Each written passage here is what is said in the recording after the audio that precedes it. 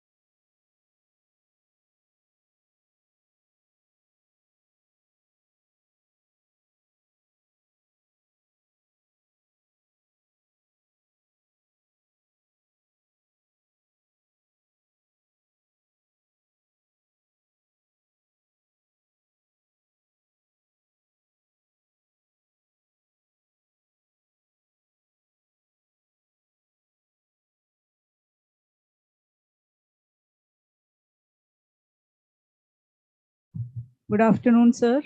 I am Deshna from TKM College of Engineering. Yeah, good afternoon. Thank you, sir, for accepting our invitation and joined here for the session.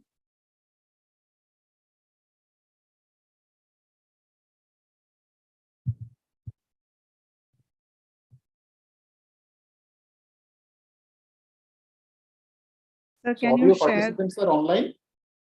No, sir. We are assembled here in. Okay.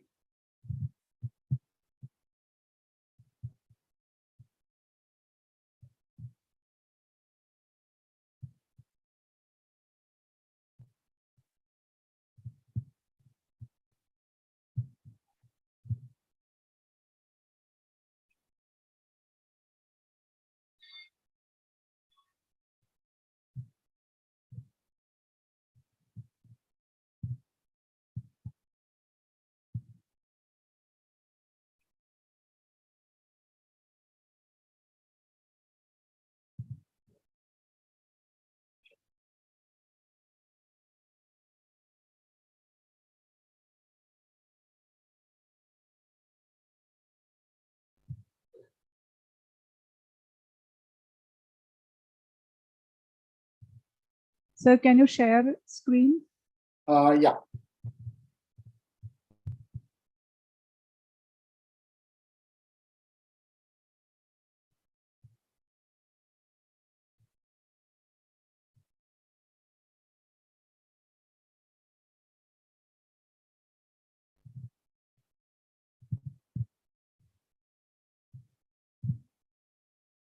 Okay, sir, it is. Is it visible? Yes, sir.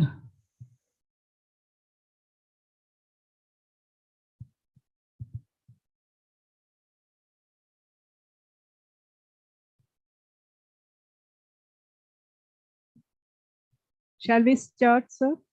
Yeah, we can.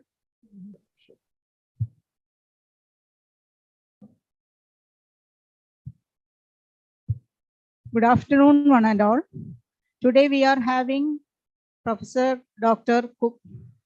P.K. Biswas, Professor and Head of Department of Electronics and Electrical Communication Engineering, IIT Kharagpur.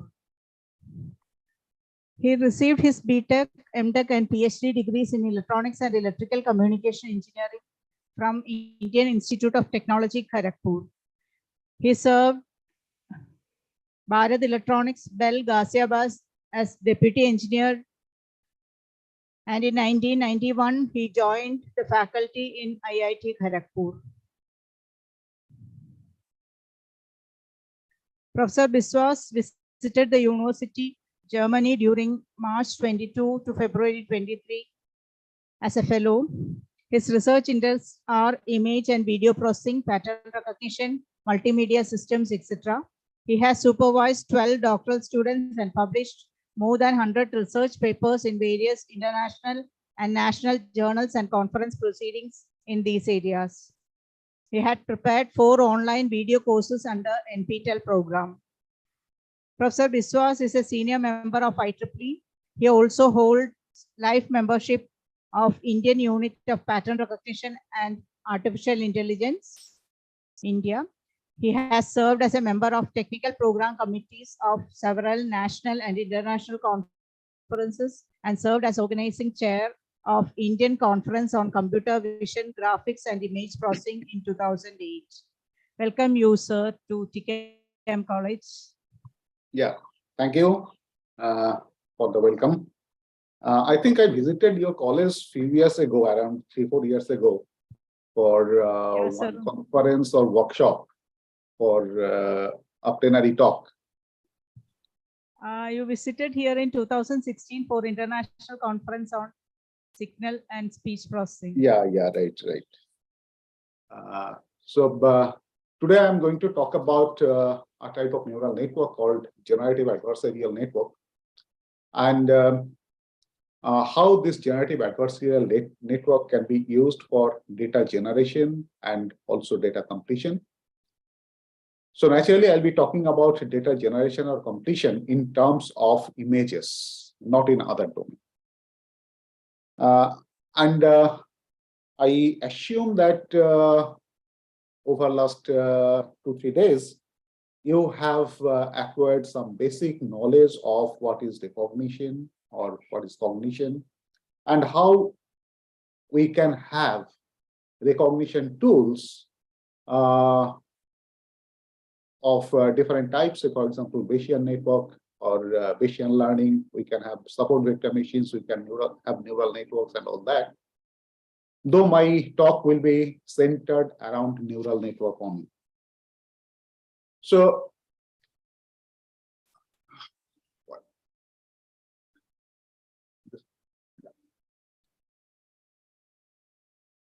whenever I start such a lecture, I start with these images. As I was talking about cognition and recognition. So here I have shown two images, one on the left and one on the right. And the question is that do you recognize these images? Obviously, the answer will be yes. All of you know that the image on the left is Ajanta cave painting, whereas image on the right is the image of Parliament building in New Delhi. But more important is how do you recognize them? That is what we try to answer. So to give an answer to the question of how do we recognize, obvious answer will be that we have seen these images either in our textbooks, say in history book or geography book, or we have seen these images from our friends who have visited those places, or some of us might have actually visited those places and seen these objects with our own eyes. And whenever we see such images or we see these objects, we generate some sort of description or some model of these objects, and these models are stored in our brain. So next time, whenever we see similar such objects, we try to generate a similar kind of model or a similar kind of descriptor, and we try to match this new model or the new descriptor with the old models or all the descriptors that are stored in our brain, and to whichever model that is already stored in our brain, the new model resembles the most, we associate this new model with that particular model in our brain, which is stored in our brain. So that is how our recognition works. Now, can we impart similar such power to the machine? That is what is known as understanding, or today when you are talking about artificial intelligence, we talk about machine learning, we talk about deep learning and all that. Okay, so it is basically how we can write algorithms or how we can impart similar such power to a computer so that a computer can recognize objects or a computer can recognize images. So how does it actually work? So initially I talk about the traditional machine learning techniques, and then we will go to the recent deep learning techniques, and then I'll talk about adversarial models and the application of generative adversarial model for image generation as well as image completion.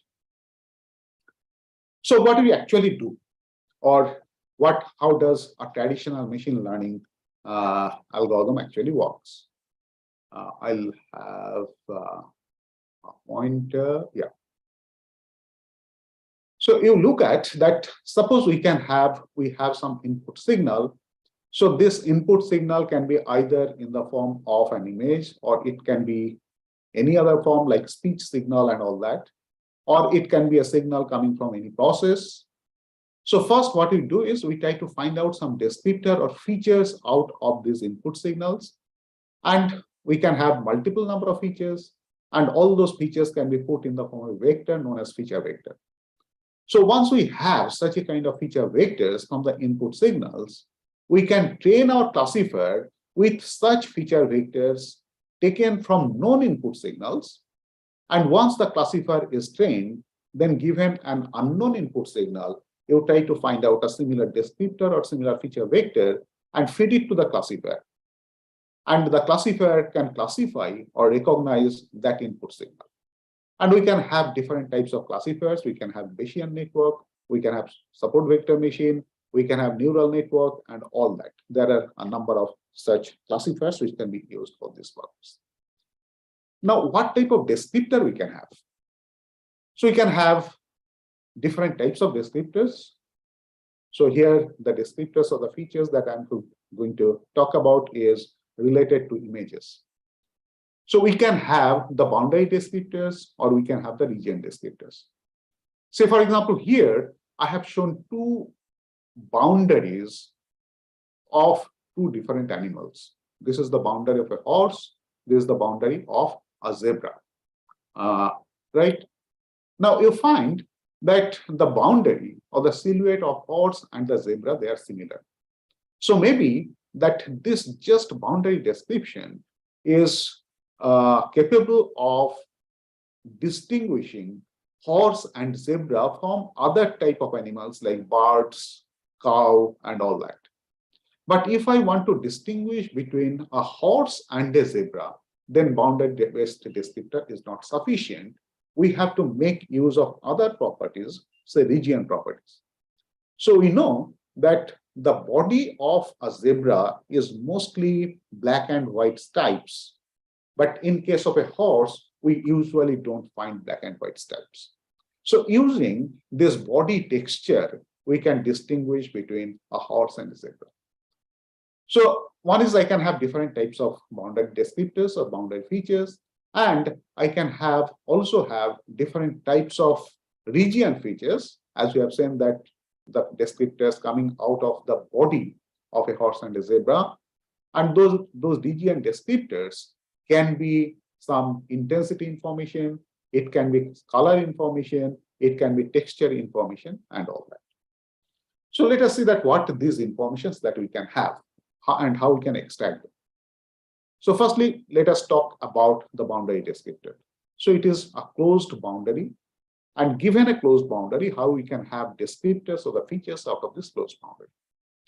One of the techniques in which this can be done is you go for polygonal approximation of the closed boundary. So given this closed boundary, which is actually a curvilinear boundary, we can have a polygonal approximation of it, something like this. So there are a number of algorithms to have a polygonal approximation of a curvilinear boundary. Now, once I have such a polygonal approximation, now I can try to get some features or the descriptors out of this polygon. So once I have polygonal approximation, you find that I have a number of internal angles and internal angle at each of the vertex of the polygon. Now, if I scan these vertices either in the clockwise direction or in the anti-clockwise direction, and I arrange these internal angles either when I scan these vertices either in clockwise or anti-clockwise direction, I arrange these angles that I trace in the form of a series. So I have a number of angles, alpha 1, alpha 2, alpha 3, and so on.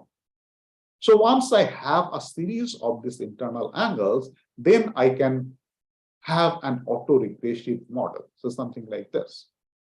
What I'm doing over here is the ith internal angle is represented as linear combination of the p number of previous internal angles. Okay, so what I have is this is a pth order autoregression. And you find that if I have, say, 10 such internal angles, or if there are 10 vertices in this polygon, then I'll have 10 such equations. And if you solve all these equations, I get all these linear coefficients, say beta 1, beta 2, up to beta p. So these are the autoregression coefficients. And this autoregression coefficients gives you a description of this polygon that you have. So I can use these autoregression coefficients as descriptors, which gives me some shape information of the boundary. Now, once I do that, I lose something. What is that I lose? I lose the detailed information on the boundary, on the closed boundary that I had. So if I want to retain those detailed information also, then what I can have is, say, once I have such a polygonal representation of this closed boundary, then every edge of the polygon is nothing but a linear approximation of the corresponding edge segment, which is a curved segment. So what I can do is, I can take this particular curved segment as shown over here on the right, and now I rearrange it. What is the rearrangement that I can do? I rotate it by an angle theta so that the line segment, the approximated line segment, becomes horizontal.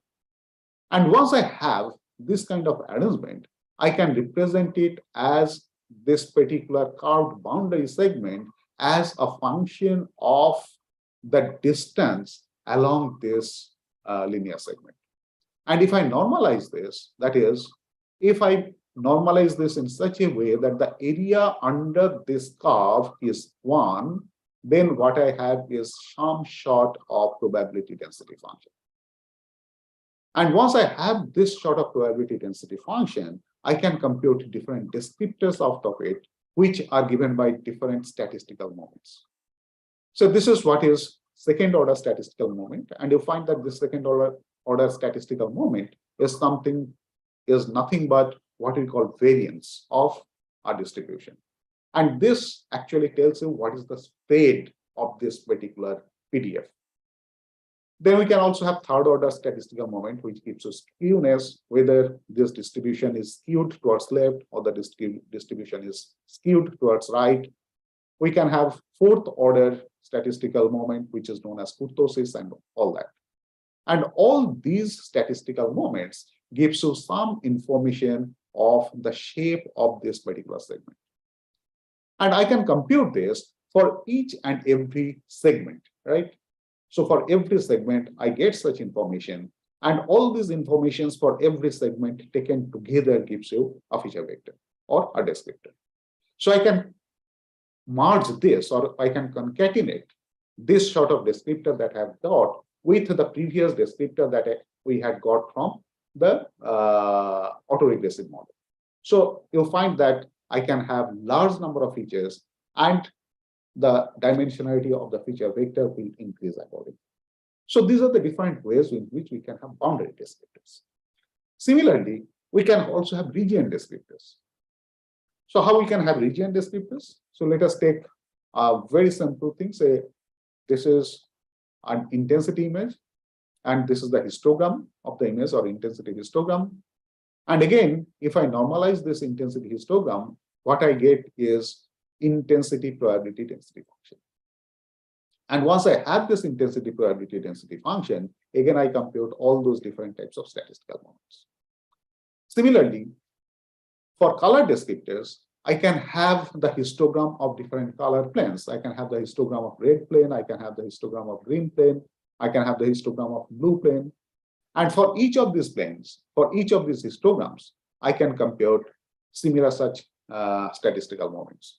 And all these statistical moments get taken together gives you information of the intensity profile and also the color profile that you have within the image. And very important information, regional information, is coming from the texture. So we can also have a set of texture descriptors from the texture of the image or the region that we have. And these texture descriptors can be obtained both in the frequency domain as well as in the pixel domain or in the image domain. So a very simple technique of computing these texture features from the image domain or the pixel domain is you compute what is known as co-occurrence matrix. So what is this co-occurrence matrix? Co-occurrence matrix tells you that suppose I have got two intensity values I and j. So if I have two pixels, P and Q, pixel P having an intensity value I and point Q having intensity value j, and if I specify that how these 2 points P and Q should be located. So here that is what is given by this, that the distance between P and Q will be say 1, and the line joining P and Q will make an angle 45° with the x-axis. So this is the kind of situation that we'll have. So at this point, I have intensity value I, At this point, I have intensity value J. Now, given this image or the texture image, in the texture image, you try to compute that how many times a pair of intensity value ij following this locational predicate exists within the image. And that you do for every possible value of I and every possible value of j. So I get a matrix something like this. This is the matrix which is co-occurrence matrix. Okay, following this locational predicate. And now we find that I can change this locational predicate. I can make this distance to be, say, 2, this angle to be 60 degrees. Okay, I can have another such matrix. So these matrices are the co-occurrence matrices. And this co-occurrence matrices tells you that how the pairs of intensity values coexist within the given image. So what you are computing is the number of occurrences of such pair of intensity values. Now, again, if I normalize this, then what I get is the frequency of occurrences of such intensity pair of intensity values. And that frequency of occurrences is nothing but the joint probability density function. And once you have this joint probability density function, again, I can compute different types of information from this joint probability density function. One of them is maximum probability. So what is the pair ij, intensity pair ij, which is having maximum probability or maximum frequency within a co-occurrence matrix? Okay. I can also compute something known as element difference moment, which is given by this expression. And here you find that this is I minus j to the power k. So if all the larger values of Cij are concentrated along the main diagonal of this co-occurrence matrix, then the value of element difference moment will be low, otherwise it will be high. Similarly, I can compute what is inverse element difference moment, which is just inverse of this. I can compute what is known as uniformity. I can compute entropy, and all these different informations can be computed from the normalized co-occurrence matrix. And all these informations gives you the texture information of that bounded region. Similarly, I can also compute this texture properties or the texture descriptors in the transform domain. So here I'm showing a case of how I can compute those descriptors using wavelet transformation. So as you know, that if you apply wavelet transform to a given signal, then what this wavelet transform does is the wavelet transform breaks the signal into different subbands. And every subband gives you different frequency information. So given an image, I can pass this image to the wavelet transform banks, and this is the output that I get if the image is passed through a bank of wavelet filters.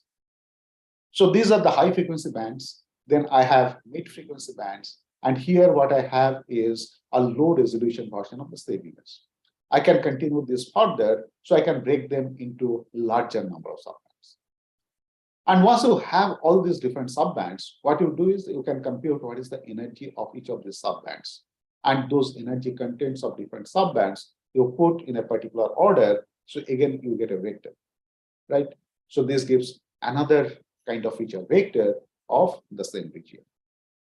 Now, another technique which has become very, very popular and very powerful is what is Gabor filter. So here you get the kernel of a Gabor filter, and you find that the Gabor filter has got 3 parameters. One is called scale, that is sigma x and sigma y. Other one is orientation, which is given by this angle theta, and that is how we compute x prime and y prime. And the other parameter is omega, which is the frequency. So you find that for different values of sigma x, sigma y, theta, and omega, I have different Gabor filters. Here it has been shown the Gabor filters for theta equal to 0 and theta equal to 90 degrees. So once I have this Gabor kernel, I can have convolution of this input image with this Gabor kernel. And if I convolve this input image with this Gabor kernel, then this is the output that I get. If I convolve the same input image with this Gabor kernel, then this is the output that I get. If I convolve this with another Gabor kernel, then I'll get another output image. So here you find that every Gabor kernel extracts a different information from your input image.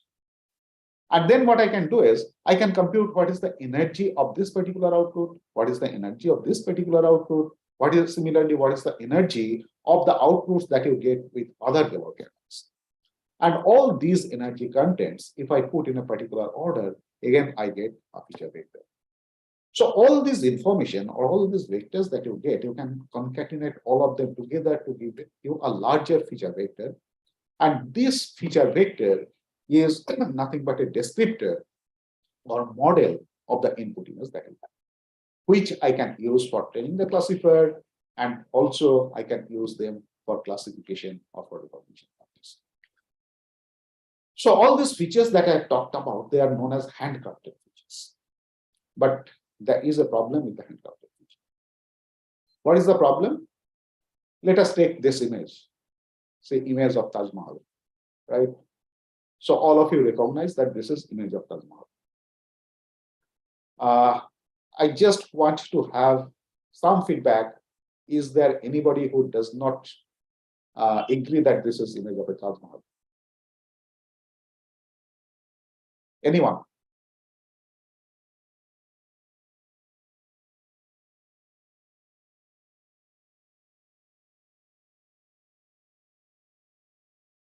Anybody?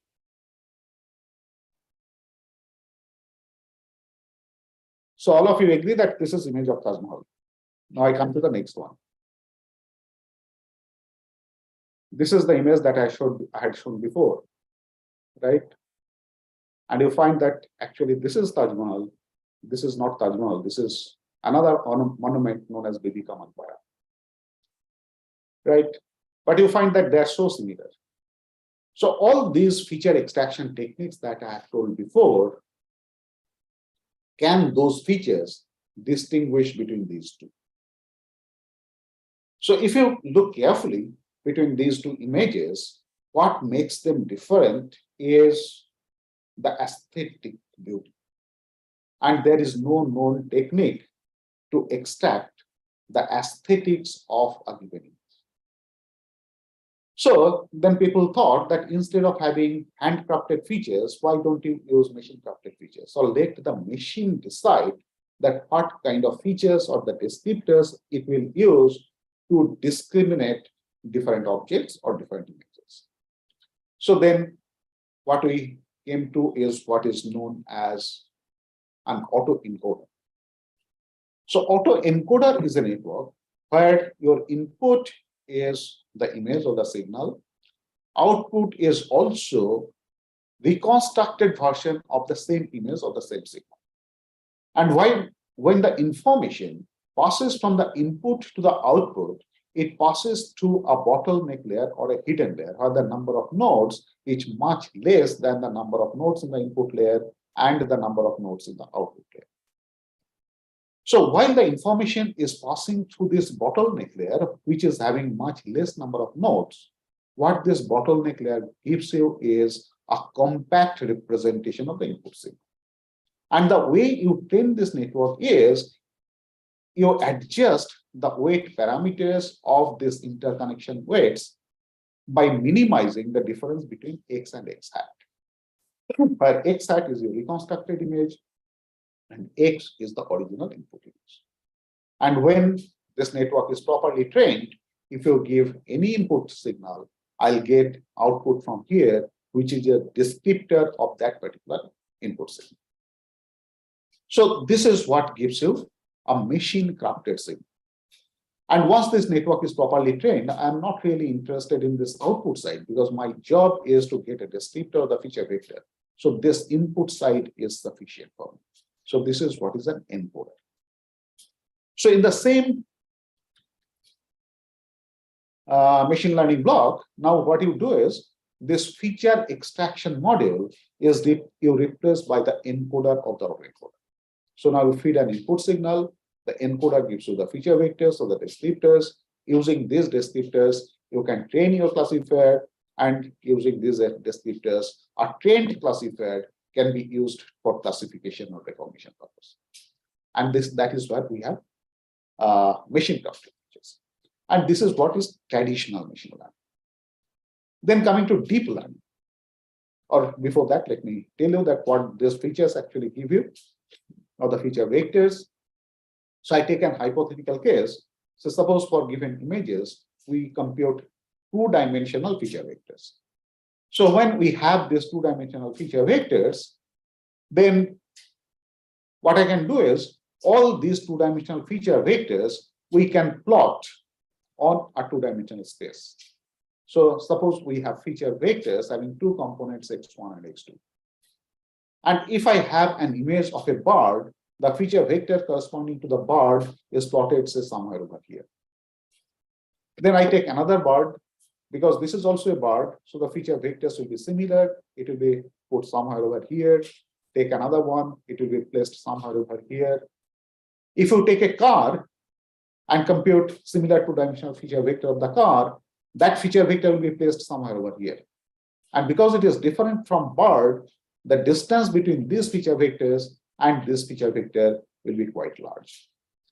If I take another car, maybe the feature vector will be somewhere over here. These two feature vectors will be near, but they will be away from this set of feature vectors. Similarly, if I have a dog, I'll have a feature vector somewhere over here.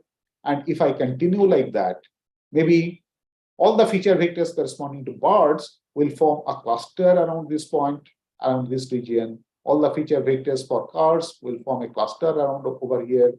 All the feature vectors coming from dogs will form a cluster over here. So you find that the feature vectors coming from different classes of objects, they form a cluster in your feature space. And one cluster is different from another cluster. And this is what this particular class conditional probability density of the feature vectors helps us for distinguishing different objects, one from another. So graphically, this is how the class conditional, this is what is class conditional probability density function. A feature vector X, what is the probability that a feature vector X coming from a class omega I, where it will be put, where it will be placed in your feature space. So these are the situations that I can have for different types of or different classes of objects. So once I have that, then I can use different types of classifier like Bayesian classifier, support vector machine, and all that for classification purpose. But again, then there are a number of challenges. For example, I can have the same object taken from different viewing angles. So you'll find that there's the same Taj Mahal, but the viewing angles were different. Similarly, the objects can have different pose. They can be taken with different illumination. Even there can be large intra-class variation, something like this. Say here, all these are chairs, but you find that there is so much of variation among all these different chairs. There can be distortion and occlusion. So all those different challenges that you have in your image understanding operation or the machine vision operation. So then comes the question of machine learning versus deep learning. So whatever I have talked before, that is what is traditional machine learning. And one of the tools for that traditional machine learning, I said, is the neural network. And all of you know that neural network is basically a multi-layer, a tool consisting of multi-layer neurons, where one of the layer is the input layer and the other layer is the output layer. And in between, I can have a number of layers, which are hidden layers. And the node from one layer is connected to the node in the upper layer through an interconnection weight. And when you train this neural network, basically what you do is you set this interconnection weights through an algorithm known as backpropagation algorithm. And once the neural network is properly trained, then given a feature vector at the input, the neural network output will be to which class that input signal belongs, or it actually recognizes what that input object or the input image is. Now, what we have in deep learning? When you say deep learning, the term deep comes from the depth of your learning paradigm. That is talking about the layers of the neural network. If I have large number of hidden layers in the neural network, that is what is a deep neural network. So the term deep is actually coming from the depth of the neural network that you have. And once I have this deep neural network, in case of neural network, at every layer, actually you extract information of that particular layer of abstraction. So then naturally the question came that if I have a large neuron, if I have a deep neural network with large number of layers, why not the task of feature extraction, because that is also an information at a particular level of abstraction, be given to the neural network itself. And that is possible because, as we have shown that when I was talking about the Gabor filter, that the feature extraction, this can be done by a convolution operation. So if I have different types of kernels and you convolve your input image with that particular kernel, the convolution output is actually some information which is extracted from the image. So when we have large number of layers in the neural network, maybe some of the initial layers can be given the task of feature extraction, then final layers can work on those features for classification.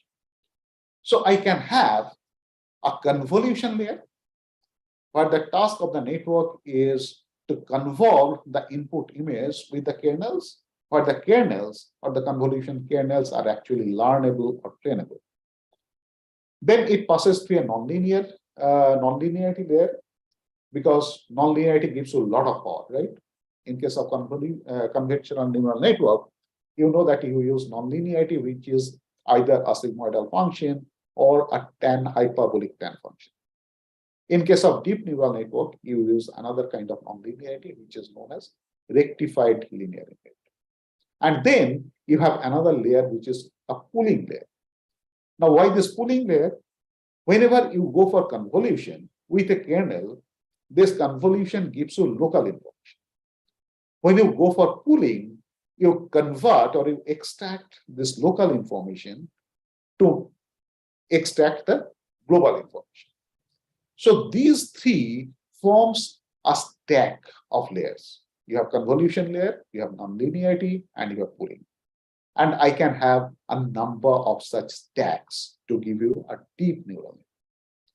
So this portion, that convolution, nonlinearity, and pooling, these are the layers which are actually responsible for feature extraction and local to global feature transformation. Okay. And then finally, we have one or more fully connected layers or fully connected neural networks, which are the conventional neural networks. And these are the part of the neural network which actually performs the classification of the recognition task.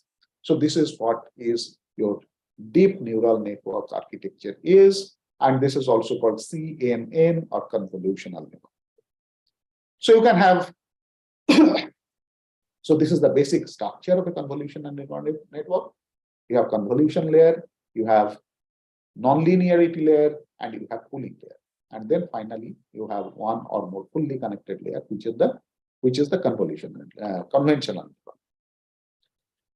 So these are different popular models. One is LeNet, then you have AlexNet, you have GoogleNet. So these are different popular deep neural network models which has been used for image classification. Now, all these different neural networks, or the model that I talked about, this is what is known as discriminative model. Now, why this discriminative model? Because this model or this neural network actually discriminates the objects belonging to one class from the objects belonging to another class. So it discriminates a cow from a dog, or discriminates a dog from a car, and so on. So what you have in all these models or the learning models is the set of parameters theta. So in case of neural network, this set of parameters theta is nothing but the set of connection weights.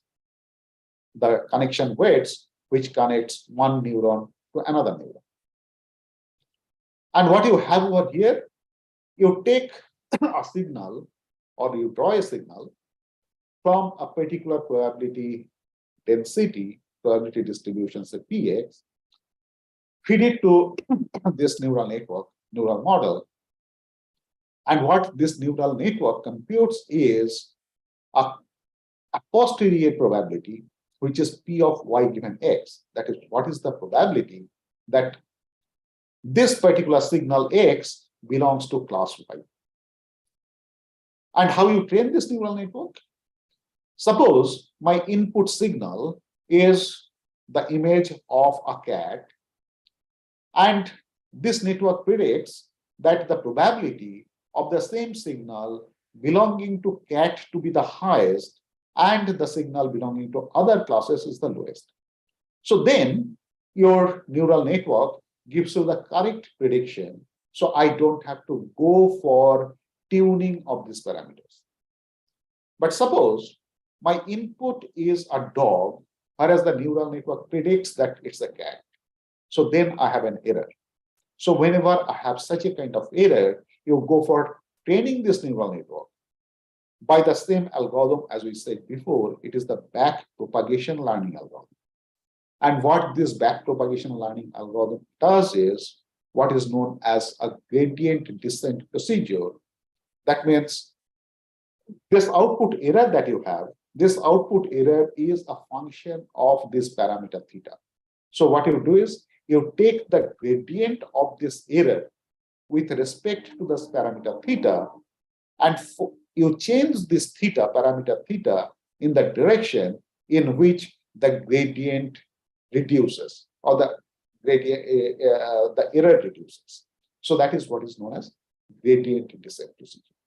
So by using this gradient descent procedure, following the back propagation algorithm, you go for training of this neural network, or you go for fine tuning of this parameters theta, right? And when this neural network or the parameter theta is properly trained, then if you feed an input, your predicted output is likely to be correct. That is how you use this for recognition or for classification purposes. And as we said, that this model is a discriminating. Now, Richard Feynman said that what I cannot create, I do not understand. So that simply says that if I recognize a cat, I should be able to generate a cat. And if I am not able to generate, my understanding is not complete.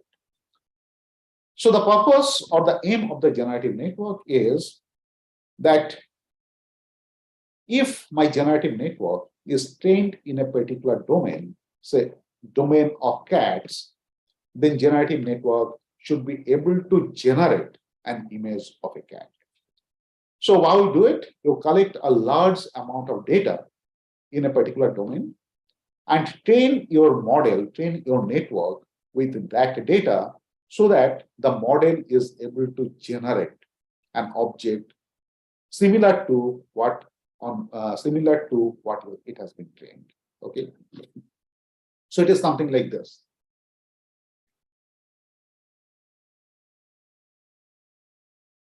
When I talked about discriminative network, I said that from the signal, you compute a descriptor or feature vectors.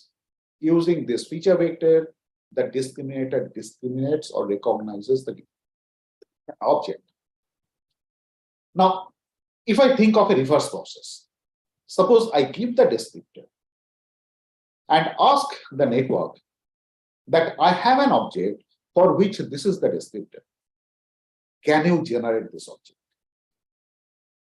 So whenever I talk about descriptor, the descriptor gives you different features, like, so the features like the size, say a set of things that I have given over here, that the features are, say, I have an animal, the animal is big, it has 4 legs, it has big ears, it has long trunk, it has a pair of tusks, and all that. So, can you recognize what this animal is?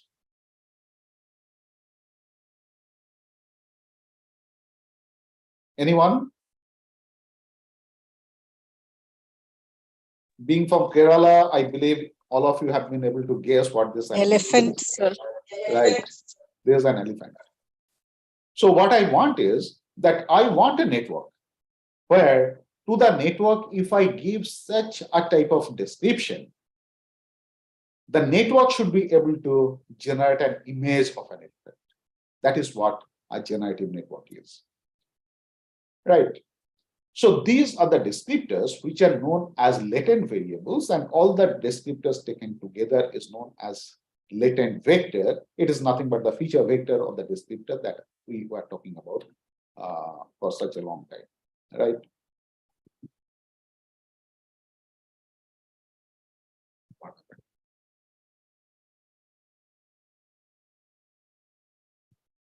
Yeah, so these are latent variables, and then we can have latent vectors.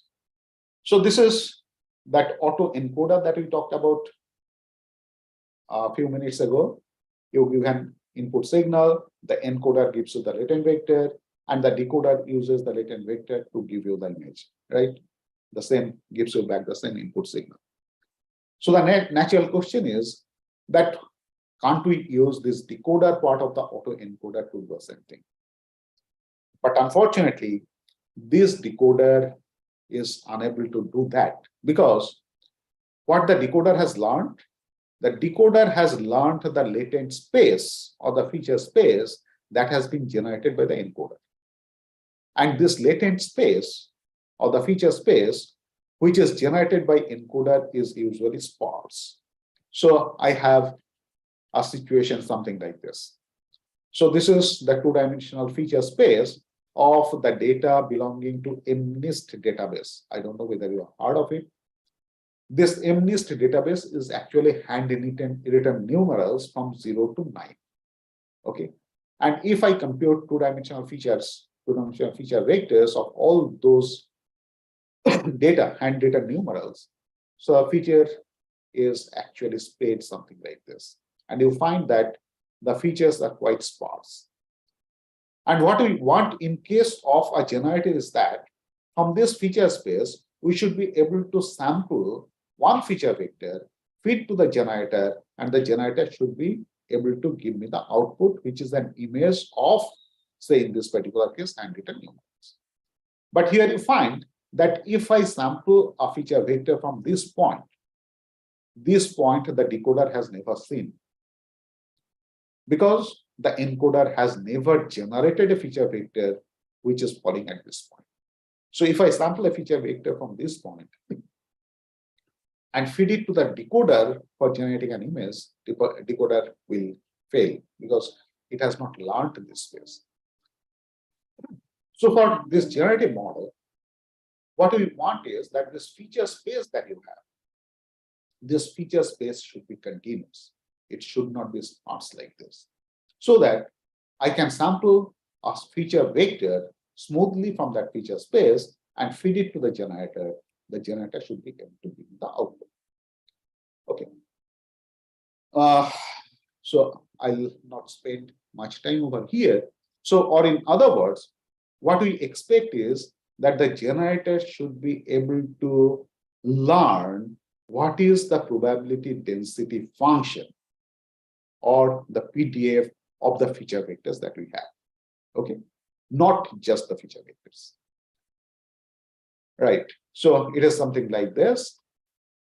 A normal autoencoder. So here I have shown 3 different images. This particular boy, his face is a bit sad. This is a neutral face, and this is a smiling face.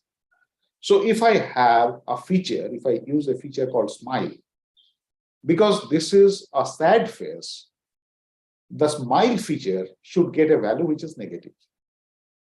This being neutral, the smile feature should get a value 0.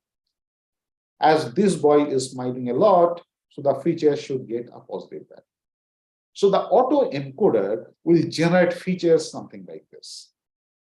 But this is not what we want in case of a generative model. In case of a generative model, we say that we want a distribution. So we want something like this. So it is negative for this particular boy, but there should be a variance along with that. So that if I sample from any point within this distribution, I know that this is a sorrow figure, but what is the degree of that sadness? That is what will be given by the position of this point with respect to the mean. Similarly, over here, it is centered around 0 because it is neutral, but that also has our range. And similarly in this case.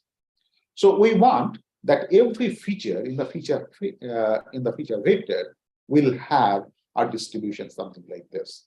Okay, or the feature space that you learn, that feature space is actually a continuous probability density. And from there, you can sample a feature vector, and the decoder or the generator using that feature vector, it will try to generate an image something like what it has seen before. So there are neural network models. I'll just skip this. So something like this. This is what is known as variational autoencoder. Earlier we talked about autoencoder. This is what is known as variational autoencoder. And in case of variational autoencoder, what you have is this variational autoencoder actually learns the probability density. It not simply the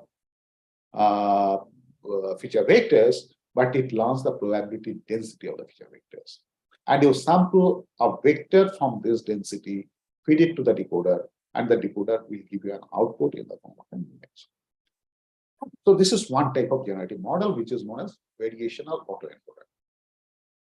We can have, so, and you find that these are the images which are actually generated by this variational autoencoder. These are not photographs, these are synthetic images. And you find that they resemble so much with your natural photographs. And such is the power of a generative model. One such model is what is known as generative adversarial network. How does this generative adversarial network work? The generative adversarial network actually has two networks which work in tandem. One of them is the generator and the other one is the discriminator.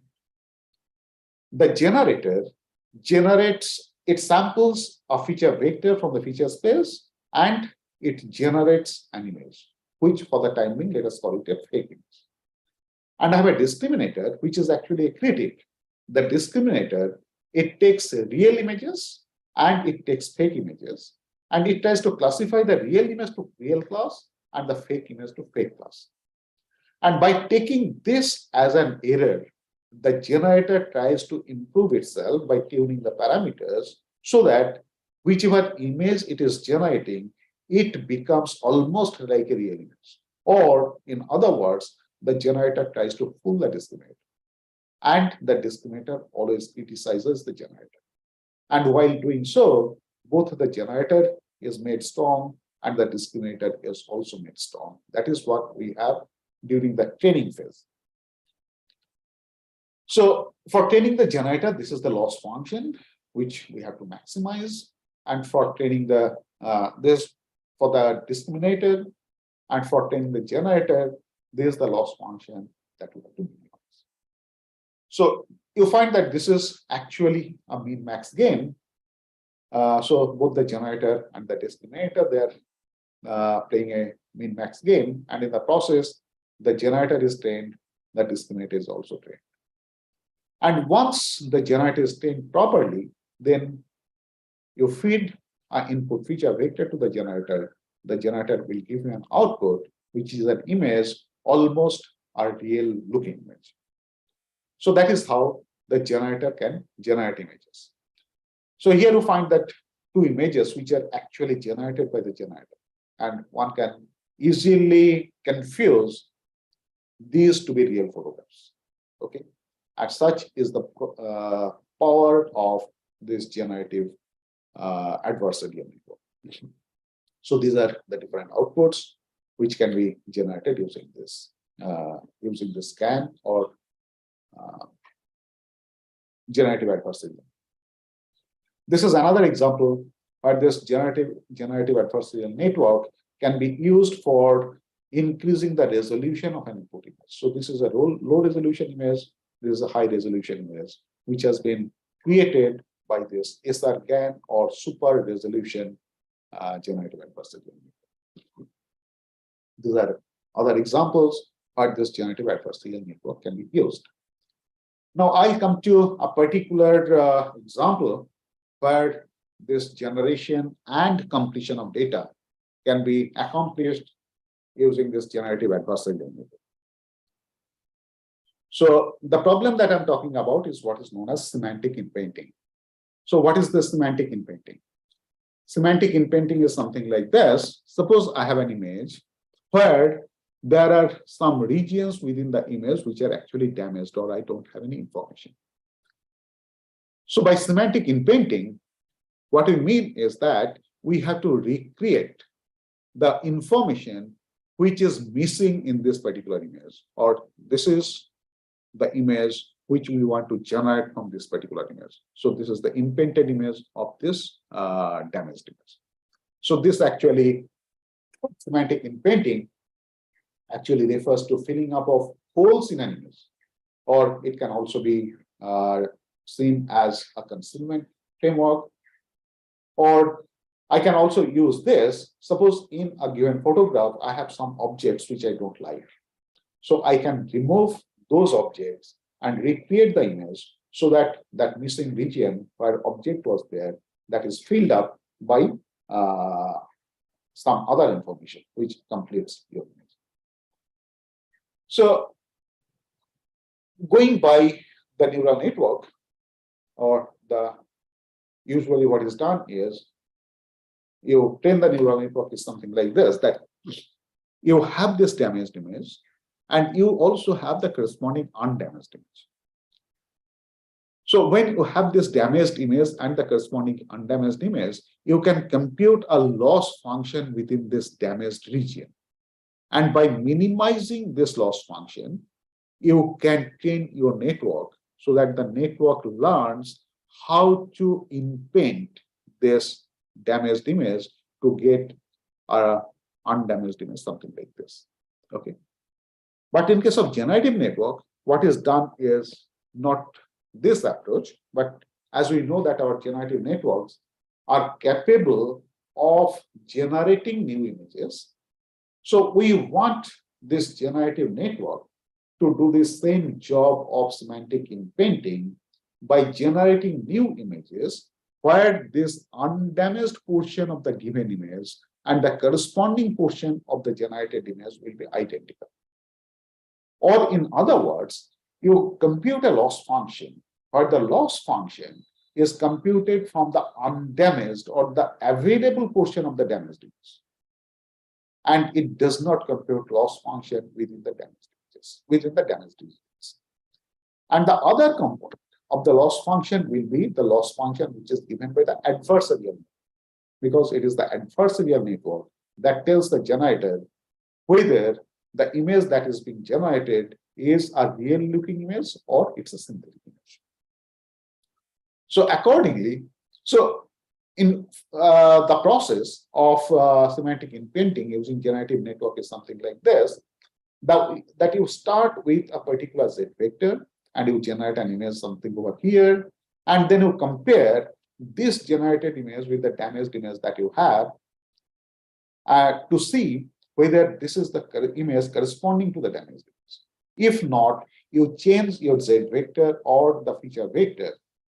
Or in other words, what you are doing is you are hopping in your feature space in search for the particular feature vector which corresponds to your damaged image.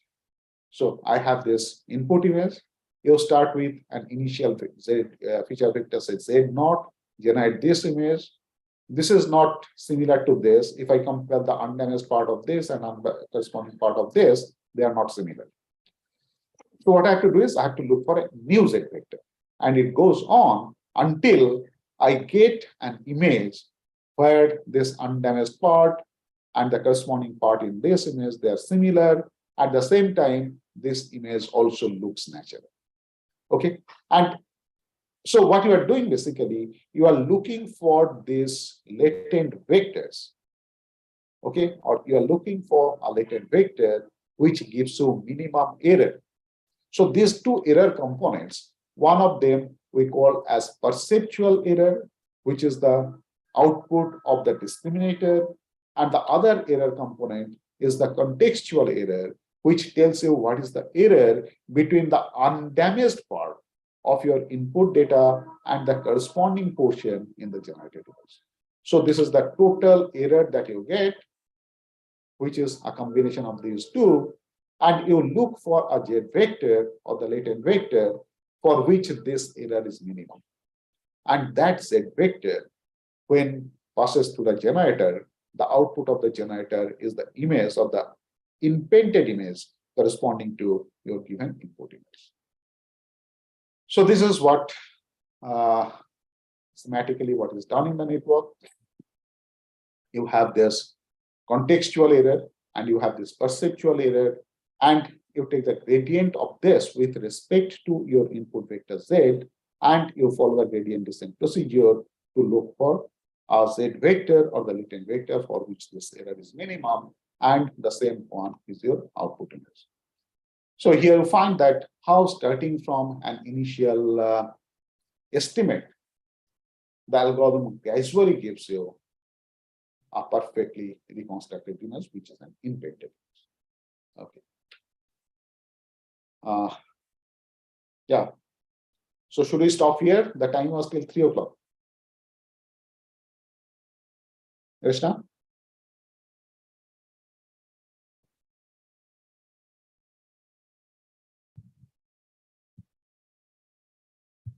Sir. Yeah. Because your time slot is till 3 o'clock. Should I stop here? Okay then. So thank you. So if there is any question, I can take the questions. Any doubts?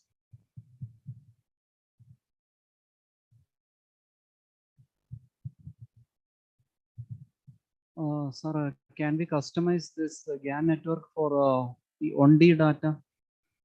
For? One-dimensional data, sir. You are Yes, explaining. yes, it can be. Because you have to train the GAN network using the data from that particular domain. So it can be customized to one-dimensional data as well.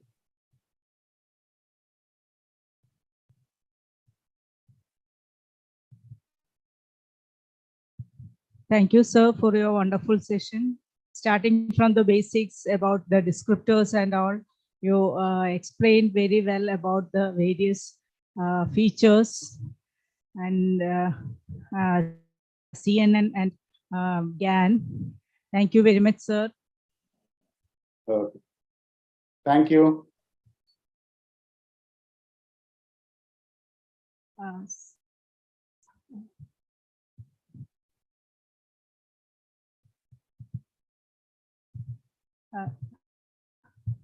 So 1 minute, please. Yes.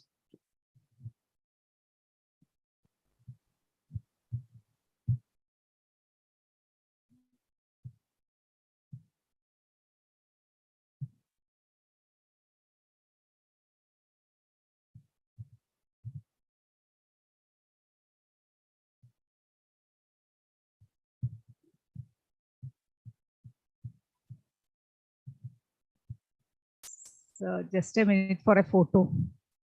Okay, thank you.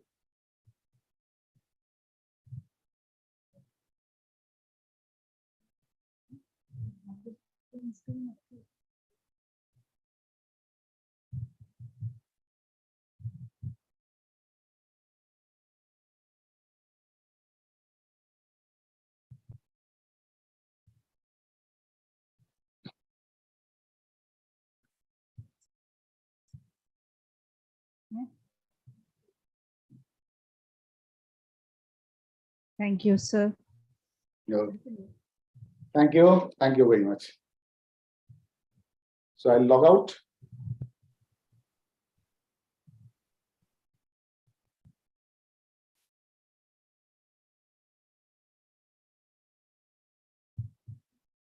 Should I log out?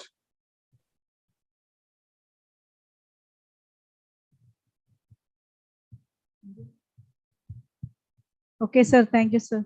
Okay. Thank you. Thank you. Bye.